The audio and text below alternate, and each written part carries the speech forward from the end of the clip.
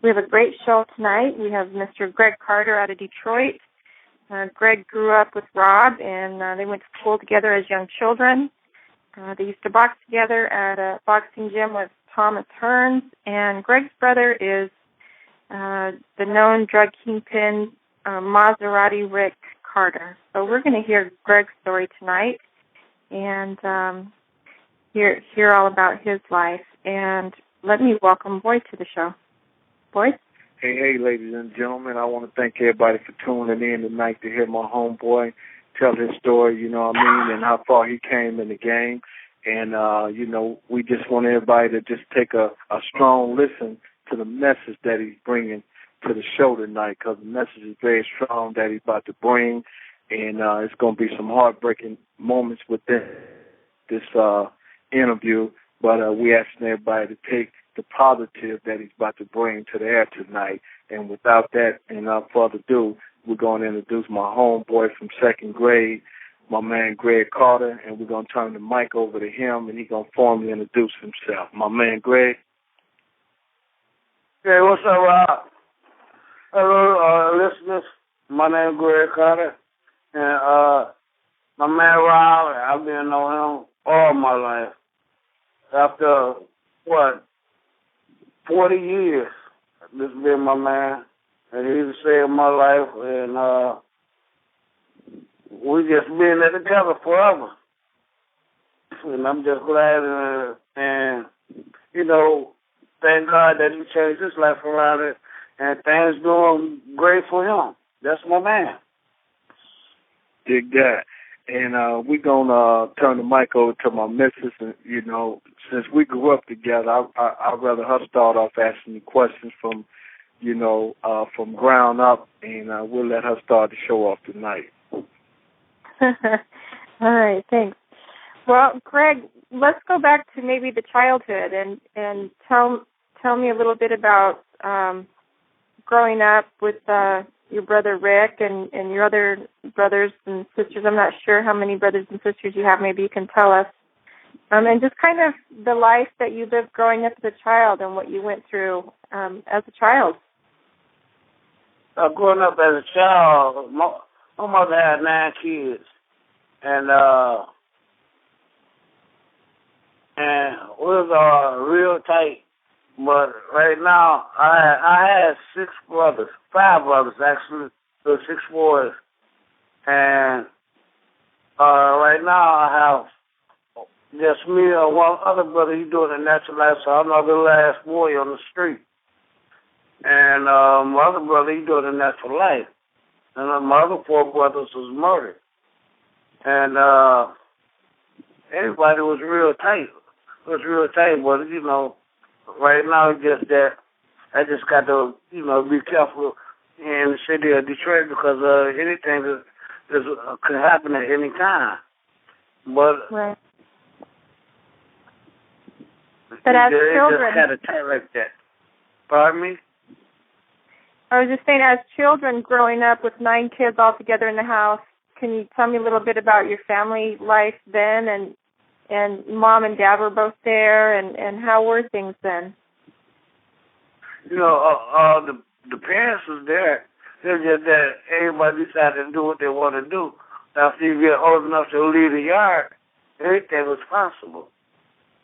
Anything was possible. Rick was always a hustle. Everybody was trying to hustle, but Rick was the best hustler out of all of us. And that's just how things was. Yep. And, I wanted to hang out with the gangs in the neighborhood, just like Rob did. And every time I crossed the line, Rob was right there. And that's how I saved my life a couple of times, because the guys he grew up with, they didn't like us, and we didn't like them, but Ron was like, don't touch Greg. Y'all can do anything else to those other guys, which they got their butt kicked, but Ron wouldn't allow that to happen to me, because I've been on them all my life. This was after we got 14, 15, 16 years old. I was letting that happen. You know, I want to go further back, Greg, you know, for she can understand some things. I want to go further back for my wife can understand some things. When, before the gangs and before the Van Dyke and Harbor and all of that, you know what I mean, what neighborhood did me and you come from, and what elementary school did me and you start out at in second grade? Oh, just a couple elementary. Man, Raw was safety patrols. This is like 72, 73, way back then. And man, you got me telling my age, man.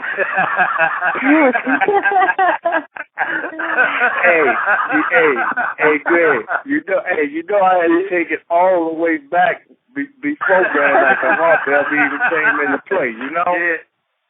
Yeah, I remember how they used to give us cocoa for standing out in the cold, you know, helping other kids cross the street. So you guys were actually safety patrols before you started getting in trouble, huh? Right.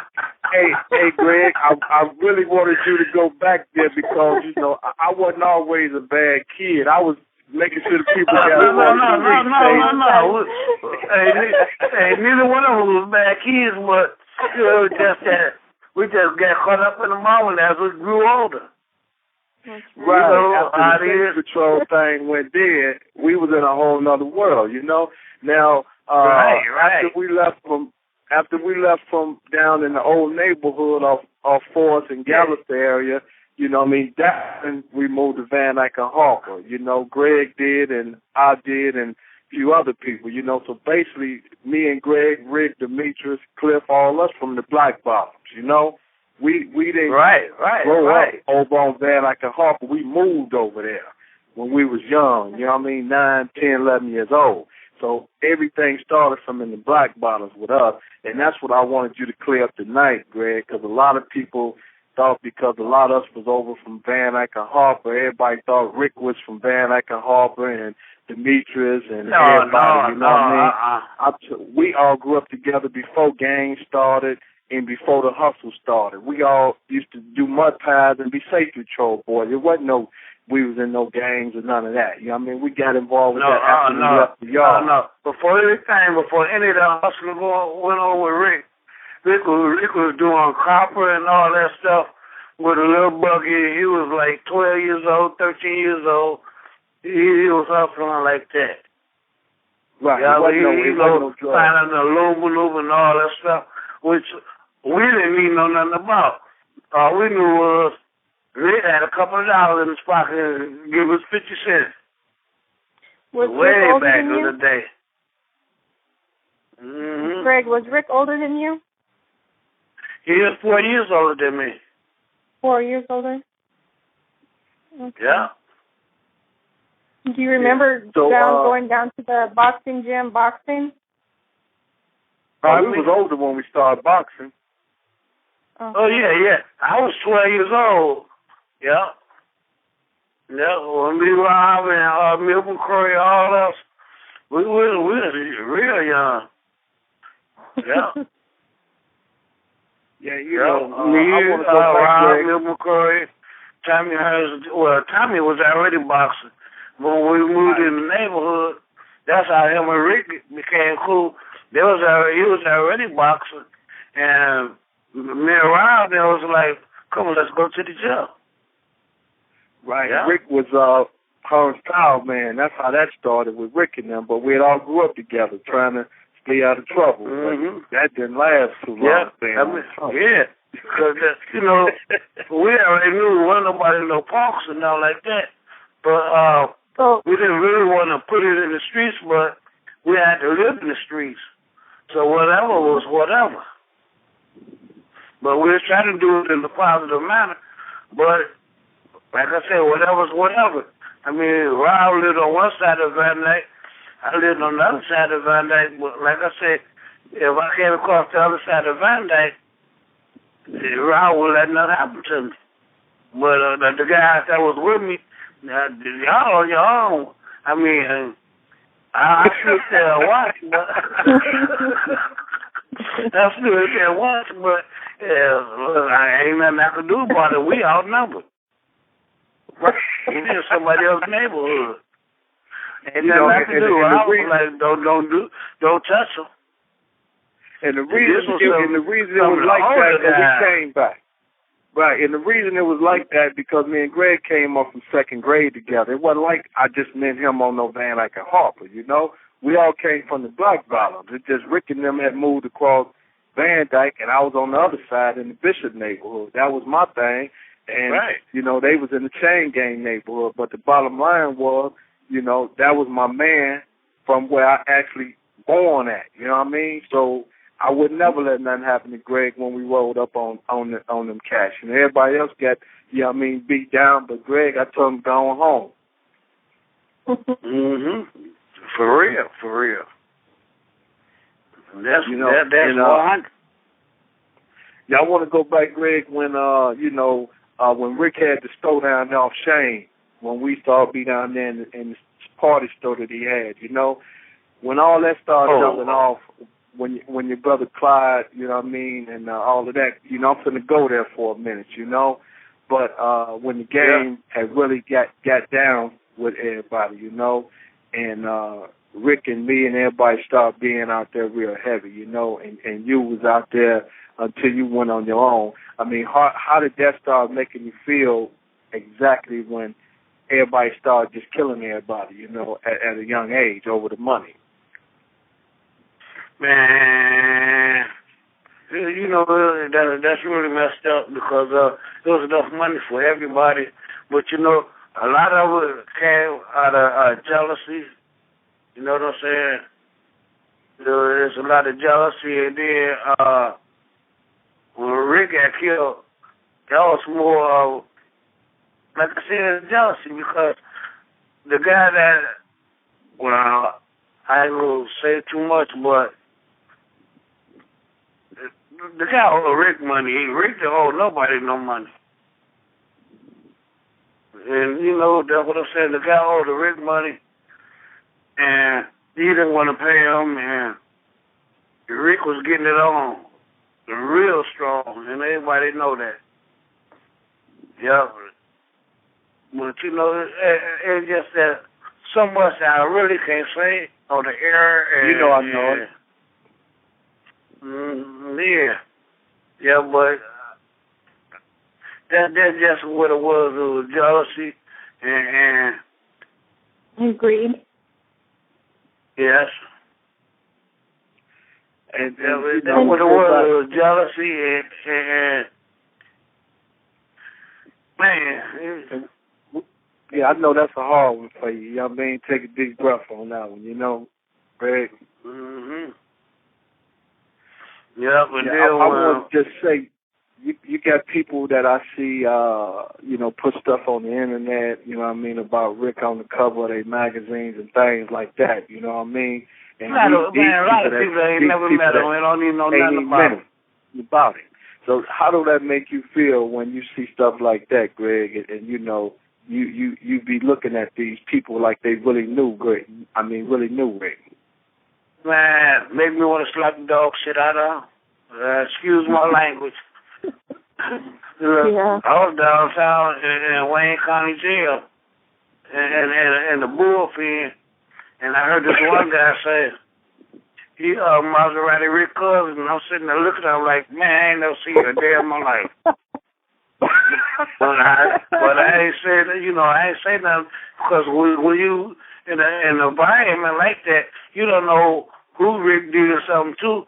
You might get your head cracked. So I'm just sitting back waiting on him to get his head cracked. And then there was another guy talking about he got a baby. His sister got a baby by Maserati Rick. And I'm like, well, that might be possible. That might be possible. But this guy sitting there talking about, he Maserati Rick cousin. And I'm like, man, I ain't never seen you a day in my damn life. You not knowing who I am. Ain't knowing this Rick brother sitting right next to you. Everybody want to be the cousin. Feel me? Everybody want to be the cousin. Right. Now, man, I want to ask you. Since we put that DVD out, man. Yeah. Let's talk about that. Every place I go in the city. Every place I go in the city, talk about you him. You Maserati Rick brother. You Maserati Rick brother. Now they don't say that no more.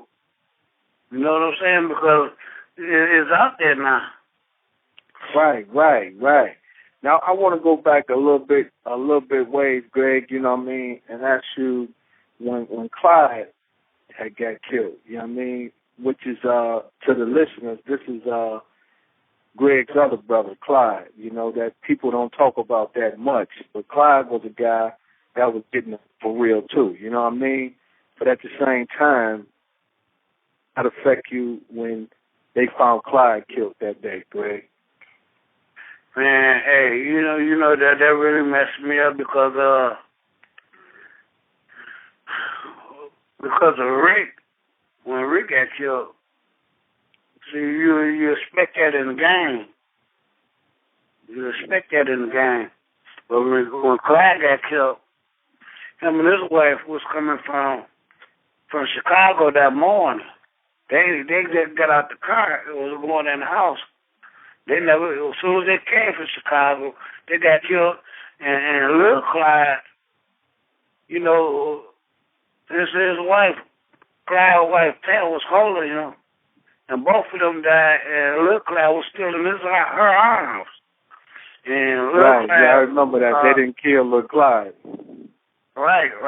They let him live, and you know that was kind of, you know, that was real messed up, man. That was real messed up, and you know I didn't expect all that. Yep, and that Mercedes-Benz casket, Clyde paid for that for Rick. He was like, that's what he like driving in. That's what I'm gonna send him off in. So he got the Mercedes-Benz casket with the BBS rims, the Eagle tires, the whole Mercedes-Benz hookup. Clyde paid for that, $16,500 for that. Yeah, he got me some my little brother off right. That's what he wanted. That's what, you know, that's what he rode in. That's what he rode off in. Go ahead, but those, you know, that really hurt it.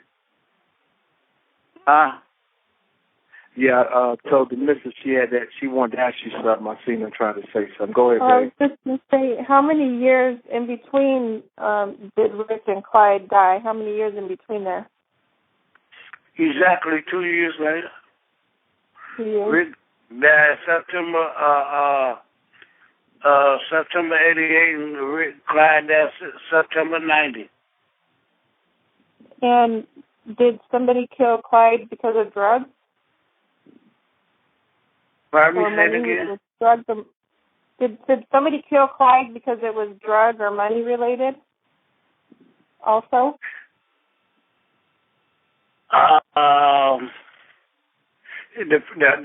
press say that, but that's not what it was.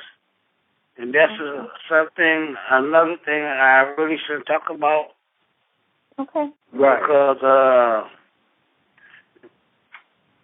it so well, yeah, you know. I know, Greg. Yeah.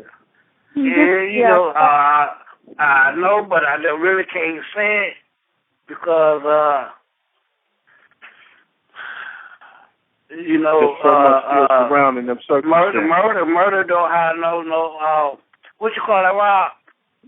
Steps and limitations. You know, no. That's the limitation. Well, we understand that there's some things that you say and some things that you can't. We totally understand that, Greg, and you just say whatever you feel comfortable with and then don't say what you don't want to say. That's, you know, we totally understand that.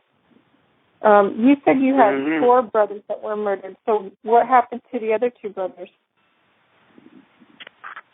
One brother was hit by a car. A couple of cars, because, you know, he's the oldest brother. He got hit by a couple of cars. You know, coming across the van like drinking in the middle of the night. And my baby brother Eric, which is on Big E, which is on the DVD with me, he took a friend of his to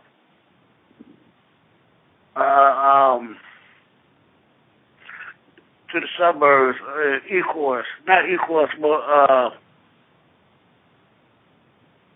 I can't even remember the name of it. But anyway, he took a friend of his out there, which he didn't know anything about because he had a little Eric with him. And little Eric was 12 years old. And he took his friend out there. They came up at the gas station, and the guy that Eric had with him was beefing with somebody out there, which Eric didn't know. And when he went in the gas station, the guy got on the phone like, these guys out here right now. So when they pulled up in the neighborhood, they came out with Uzis, and Eric got shot in the face like 8 times. Little Eric got both of the grown guys got killed. Little Eric got shot through the eye, through the shoulder, and through his hand. But he was the only survivor. And man, Eric didn't have nothing to do with that because if he did, he wouldn't have took little Eric with him. Right. And you have 2 brothers in prison for natural life? No, I have one brother in prison doing the natural life, and I'm the last man of our family is out here on the street. Oh, wow. Yeah. Greg, just like Ralph said, the streets don't love you back. That's why I ain't out here doing that right now. So I just want to say, from us growing up and from what all you went through in the game, and seeing your brothers and them get murdered, what lesson did you learn from all that, Greg? Ain't nothing in the streets for me. Ain't nothing in the streets for me. After I go to work and come home, it's over with. I come home, eat, I go back to sleep. I mean, that's why I'm not out here. You know what I'm saying? I ain't out here.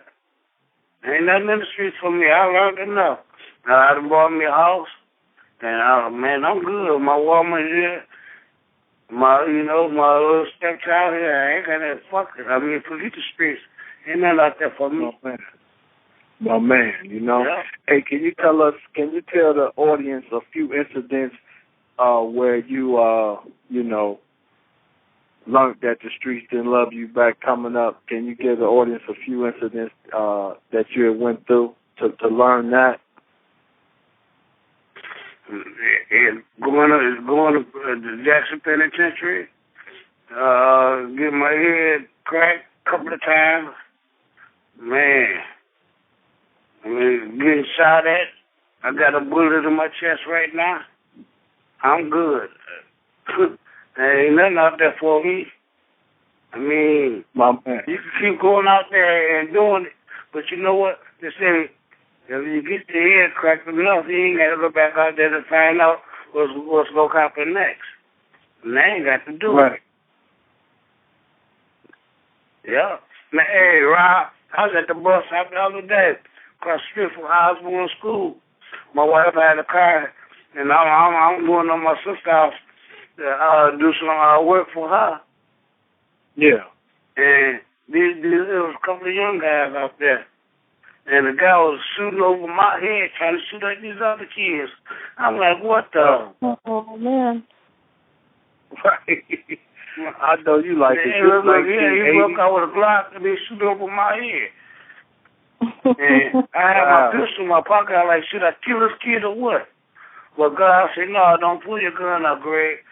And I didn't do it. And they chased the guy down the street, a couple of blocks down.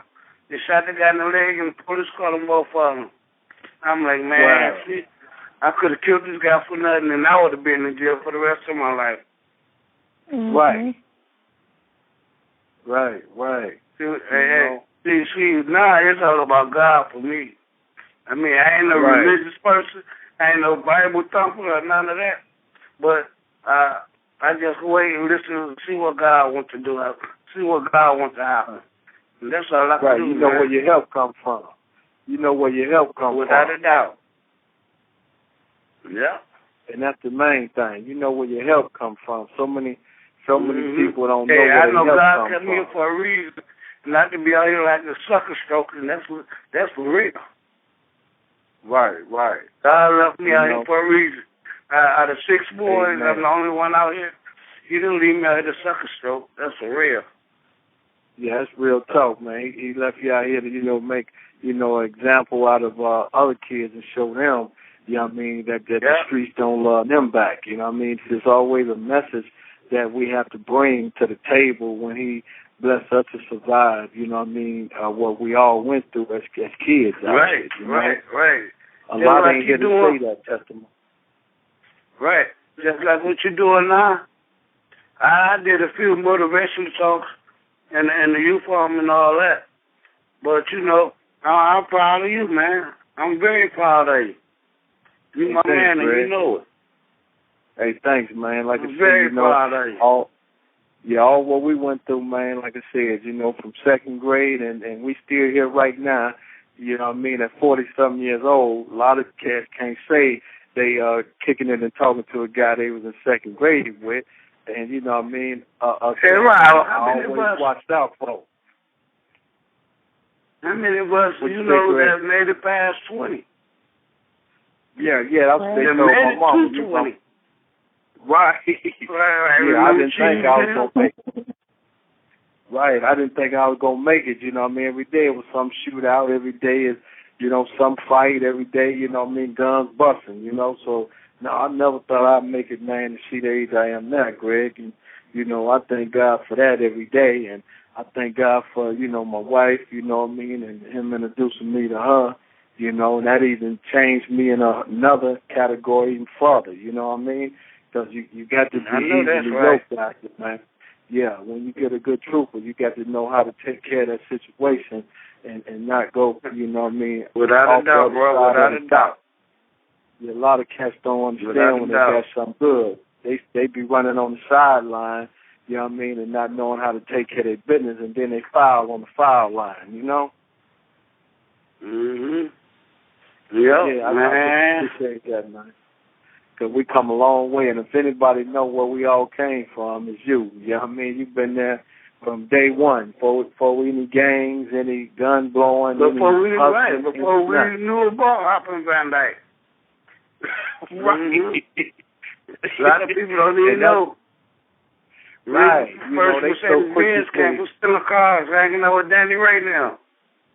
Right. See, people don't even know that. We started stealing cars at a young age. That just started on no Van Dyke Harper. Then they're doing that. We just took that over to Van Dyke Harper.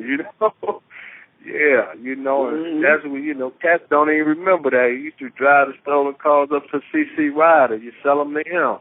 On Houston Whitaker. Right. Yeah, we had parts for sale every day. Okay. Yeah, man. It's a blessing. Radio, tires, all that.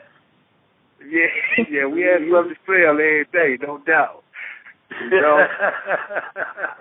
Yeah, for real, And, we just want to say, what would be your advice to these youths out here, Greg? What is good advice would you give them in this day and time?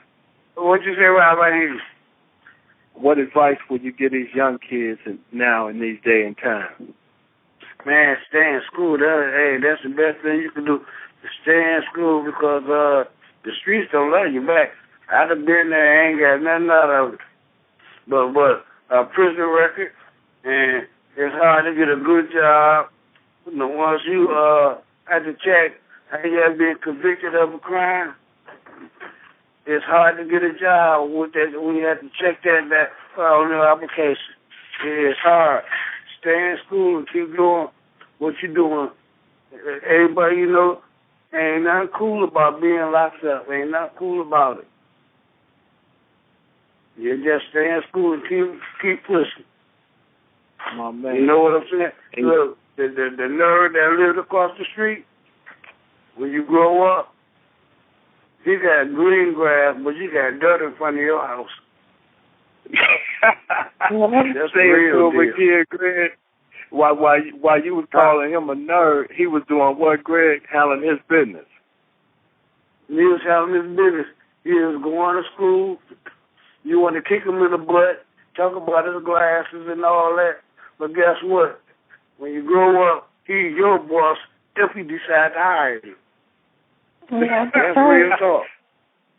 Mm-hmm. Hey, and you know what, Greg? I just did a speaking about that too, man, to this class, you know what I mean? And I was telling them at the school, I said, you know, if you want my advice when it comes down to anything, you know, you want to pick that nerd because he gonna get up every day and go to school and handle his business. You know, that thug, you know, he hanging around all day long talking about he waiting on something. You know what I mean?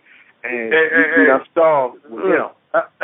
I've been, look, I found out, you know, I found out a long time ago. Excuse me. My brother-in-law told me this a long time ago. He told me, say, Greg, look, that cool guy you want to hang out with when I was going to catering, he said, that cool guy you want to hang out with, watch what happen when you get older. He could be the same guy could be on the corner asking for a quarter. Yeah. I just seen a bunch of them out there asking for quarters. Can I get 20 cents? Can I get a cigarette or whatever? And that's real talk. Or let me get a wine. That's their favorite one, man. Let me get that wine. Or what you got on the wine? Where you talking about, man, I don't drink that. You know what I'm saying? Right. Yeah. Right. Well, you know, I brought my wife home, you know what I mean, in the old neighborhood that me and you came from down by Mount Elliott in Galveston by Joseph Campo, you know? And she was in shock, man, when she went through there, man. Mm-hmm. You took her over there by Strong and everything, too? Yeah, I took over by Strong, too. Hey, I took over by Van Eyck and Harbaugh, all those places. It was pretty amazing to me to see how that part of the city is just so destroyed. Yeah, she couldn't believe it. I remember all those spots had a house on there, you know, houses all over down the block. Right. Yeah. Now it's only one house on the block. Yeah. Yeah, it's just like in the country, like here in Mississippi. You got to walk by 2 blocks to get to the neighbor. Right. you got to walk 2 blocks to go buy a cup of sugar. You silly, man. That's real talk, man. You know, for real. Already. So, you know, hey, Greg, we're going to get down. This supposed to be the big city. Right. We're going to talk a little bit about when you start boxing. You know what I mean? When we was all boxing at the gym, I remember when Rick wanted you to take it a little farther, you know. Let's elaborate on that a little bit, you know what I mean, when Rick wanted you to really, you know, you went to him and told him you wanted to get down. Let's talk about that a little bit, you know. See, coming up through the years, you know, I'm in and out of the gym. But in '77, I won a silver glove, and 79, I won the Junior Olympics. In 80, I won the Golden Gloves, the AAU national titles. And I was just like, I'd rather hang out. That's how I was. I'd rather hang out with the kicking with the fellas and all that. And then I ended up catching a stolen car case. I went to penitentiary and came home, and Rick was like, okay, Rick was already getting money. And he already had a couple of fighters already. He already had the contracts. Because another thing I shouldn't talk about, but he got their contracts from Crump. And I came home, Rick was like, Greg, you ready to fight again? And I was like, shit, all the money you done spent on me lately, I'll do anything you want me to do. So we started fighting. And, you know, it went on. And then after my third professional fight, Rick got killed. And I was like, I decided, I started drinking bad and all that because I started going to college and I started boxing. I wasn't using Rick as a stepping stone, but this is something to do to help me, rebuild my life. And this is what I wanted. But, when Rick got killed, it was like, it's a terrible thing. I took it real hard. And then, I just, I wanted to sell dope. I wanted to do this. I wanted to do that. I was trying to get some of this money, too. And then when Clyde got killed, I was like, man, I just can't do it. I can't do it. It just messed me up. But, God, blessed me to get my life together, and I'm just, thank God for that. I mean, the streets don't love you. Ain't nothing out there in it for me. Yeah, and I just want to touch the more you hang out there, the worse the things get. And, you don't have to, you don't have to get killed out there for your life to get messed up. Right. And I want to touch on one of the listeners know, too, though,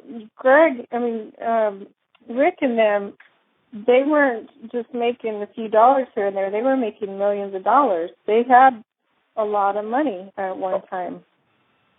Oh, without a doubt. I mean, there's nothing that Rick wanted to do or wanted to have that he couldn't do or have. I mean, flying in and out of the country. I mean, he make a career wherever he wanted to go, he did it. Right. He had the Ferrari and all that. Whatever he wanted, he had. Amen. I mean, jewelry, $20,000 watches. $20,000 watches, you saving them every other day. Right. You take that one off and put it on the dress and put on another one. And the Rolexes, with his name written on them and diamonds and all that, he'd take them off and throw them down and put on another one. He want a white gold, he had the white gold, the platinum or whatever. I mean, some of the things those robbers had back in the day, they couldn't touch Rick's. Right. And that's for real. Amen. Oh yeah, that's I'm speaking on there, because out of all the cats that was doing that thing, he was about one of the flashiest cats out of a lot of Rick was the fastest cat in Detroit. Yeah, he liked to dress. He liked to ride his Mercedes or his, Maserati or, whatever. He didn't care. Ferrari, all that. Rick had it. Yeah. Couldn't nobody do nothing with him. That's why I say it was jealousy, because you couldn't do nothing with him. Yeah, he didn't give a damn if the feds was looking or who was looking. He jumped in what he felt like he wanted to do that day, period. You know what I mean? Get up with me. Rick on a dope case, and he only did weekends in jail. He drive up to Dioko. He drive up to Dioko on his Benz and do Friday to Sunday morning. And see you later. I got the baddest car in this motherfucking parking lot. And sitting down eating good for the weekend. Mm-hmm. Cats don't know about that. Yeah, cats don't know about that. You just brought that out to the forefront, See, one thing people fail to realize, back in that day, there was a lot of corruption in the game. You know what I mean? There's a lot of corruption. Oh, without a doubt. Without a doubt. A lot of corruption. I ain't going to talk about the judges downtown. Oh, man. Everybody gets paid off. I ain't going to talk about Rob. I ain't going to talk about when Rick got caught with a fully automatic Uzi in the front seat of the Mercedes, he went down to the film precinct, and 2 hours later they let him go. He never went to court. Right. I remember that's when he had to file the blue drop top. Right. Mm-hmm. I ain't even talking about them judges, but when you got the money, spend city. it. Right. A lot of cats don't realize that it was so much corruption in the 70s and 80s and early 90s. Well, it was you know what I such mean? a new game with all the new drugs, and I mean, it was just so new, and you know, it's not like it is today with the intelligence and everything. The game was so new back then. Everybody. Oh yeah, everything hit heavy back then. Everything happened so fast. Right, because we was young, and it happened so fast, and next thing you know what I mean, you making a few dollars, and next thing you know, you're making $1 million a week. Right. But yeah, back in them days, there was so much corruption in the city of Detroit at that time, and I'm quite sure you can tell that with this DVD that you just seen come out with the white boy Rick. Well, working on your book, I learned all that corruption. Yeah, so everything, but when you seen that, it was really corruption within the police force and, the city council, the mayor's office, just like all kind of corruption. Like you said, it was new. It was a new drug out, you know what I mean? And it hit the market so heavy, people lost houses, families, kids, everything, you know what I mean? It just something that just went disastrous, you know what I mean? And at the end of the road, it was a disaster for a lot of people, you know what I mean? And some people been doing that for 20, 30 years and still ain't bounced back, Right. And it just destroyed Detroit. Yes, it did. And the people. That whole city. So anybody who's survived through that, believe me, you know what I mean? They, God is definitely good, Because it was a definitely survival kit back in them days, Right. Yeah, and That's we just a definitely... good example, too, of how fast money and material things come and go. You can have everything, millions of dollars one day, and the next day you have nothing.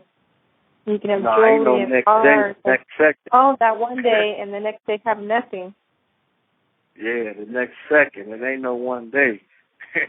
You can have something at 12 o'clock. They kick your door in at 12:05, and you broke as hell. Game over, Right. Yeah, that's how that goes. Shit, this could be the next second. It used to be, the next day. Shit, it's the next second. You feel me? Right. Or you're either dead or your loved one is dead, or, it's... Right. Because of that lifestyle, you know what I mean? They don't care who they coming to get. It is what it is, And that's why I encourage these kids out here to stay in school and do the right thing for yourself, because in the end, it's there for prison. Your homeboy don't care nothing about you, so don't listen to what he talking about. Trust me. Right. Are you back, Greg? Yes, ma'am.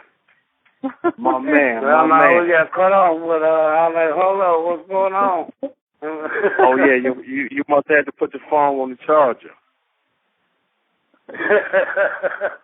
Yeah. Well, I'm here. Yeah, but like you were saying, man, telling the missus back in them days, there was so much corruption going on back in them days, And Detroit was, cats was making a few dollars to next thing making $1 million a week, And that was just bad money at that time. All over the city, all over the city.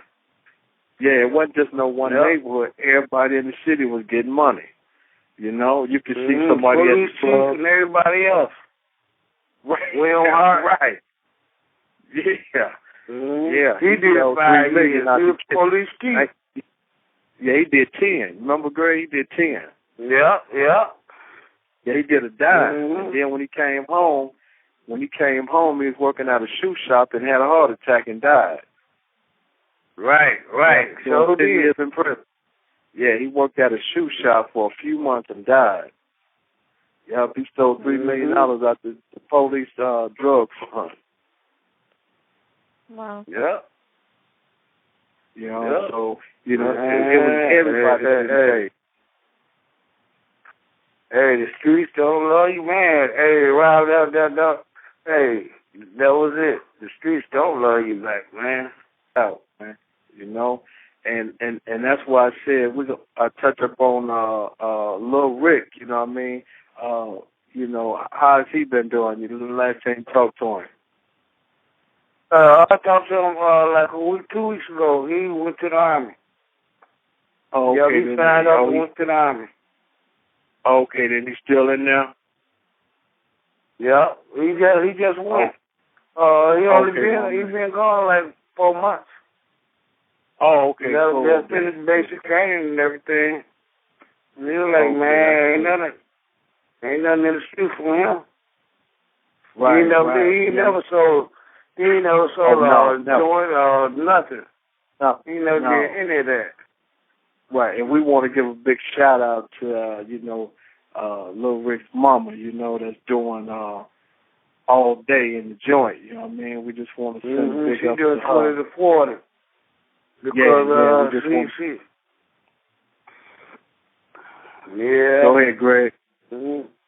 Yeah, because she wanted to leave one dope man go to where Rick was dead. And she enjoyed the life and go to another dope man. And this is a message for y'all women that's out there that's running around with the dope men.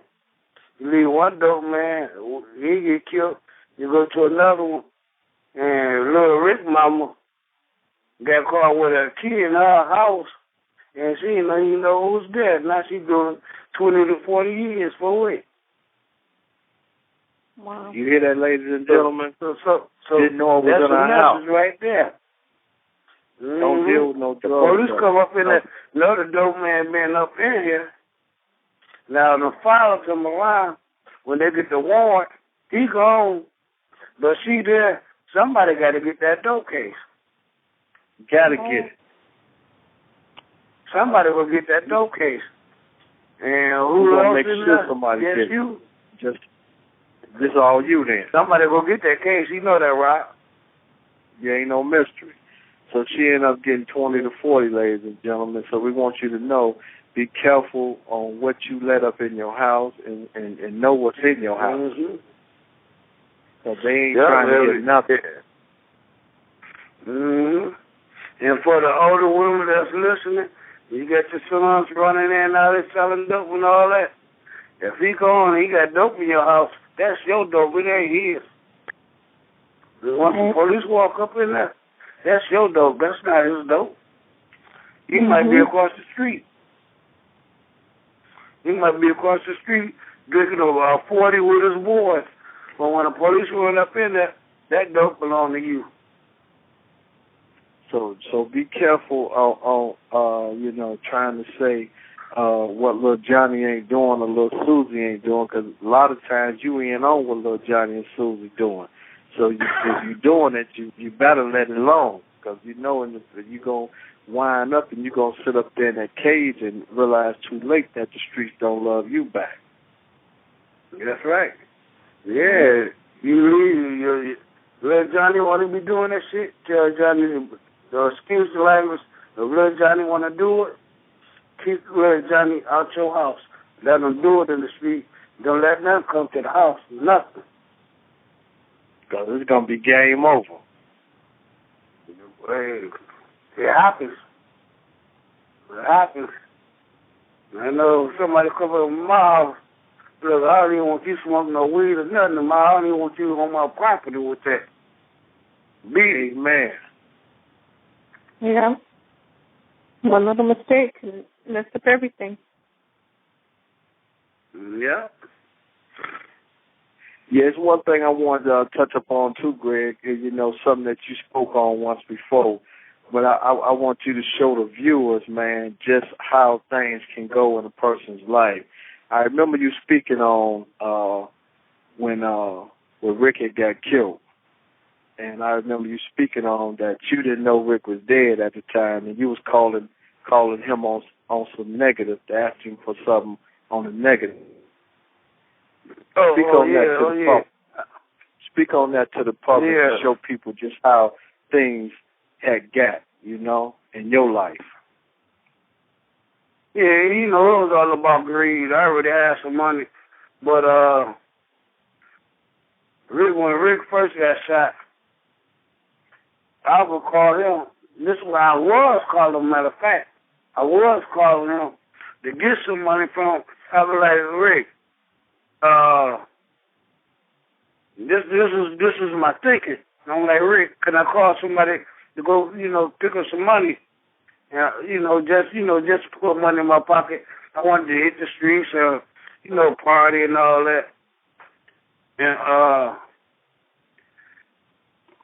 at this time, I didn't even know he was dead. Instead of calling him, the phone kept ringing and ringing, and then they just shut down. They disconnected the phone at the hospital. So I'm like, damn. And next thing you know, my brother Bo called, which is the one in prison right now. He called me. He was telling me that Rick got shot. I was like, man, I know he got shot 2 days ago. I already know that. But, man, I didn't know oh, man, Rick just got shot right now again. And I'm like, but he in the hospital. He said, Rick dead. He just got shot in the face. I'm like, man, come on. Don't play with me like that, because that was unheard of. Right. You know what I'm saying? That was unheard of. And that's why today, and I know in Detroit, each security guard carrier, he got to be armed now. But back then, he was never armed. There was no armed police security guards in hospitals. And that Rick is the reason today why there's security guards carrying guns in hospitals. Right. That just messed me up. Man, just to think about it can give you a headache. Right. Yeah. Yeah, because I remember you speaking on that, man. You was calling him to see could you go pick up some money for one of the spots, and Rick already did. Yeah. You didn't even know it. And then it messed me up because I really didn't need no money. I just wanted to be knotted up. I didn't really need no money. I wanted to be knotted up. But the thing was, I was like, well, if I get in touch with Rick, Rick said, well, go over here and get this, go over here and get that. But I wasn't even calling him to see how you doing. I want to call and say, damn, Rick, how you feeling, man? I want to do it. I wasn't like that. I was just trying to get a couple of dollars in my pocket. And then, after I sat down and thought about it like that, so, I wasn't trying to call him to see how you doing. Is you doing better? Not like that. I'm trying to get a few dollars, which I already have some money already anyway. I was already get some money. Right. But I just want to, some more money. And that just messed me up. You know what I'm saying, Rob? Right. I wasn't trying to say, how you doing, man? You doing better? You just calling about some money. You just calling to get some money because you're going to say go get it. And, and after you found out Rick was dead, and you was calling about some money, how did that make you feel when you found out you didn't even call to see how he was doing, but you was calling to get more money? Man, today I still cry about that, for real. Today I still cry about that. I'm looking at this picture right now. Yep. I'm looking at this picture right now. Now I'm like, man, it just hurts, man. It hurts because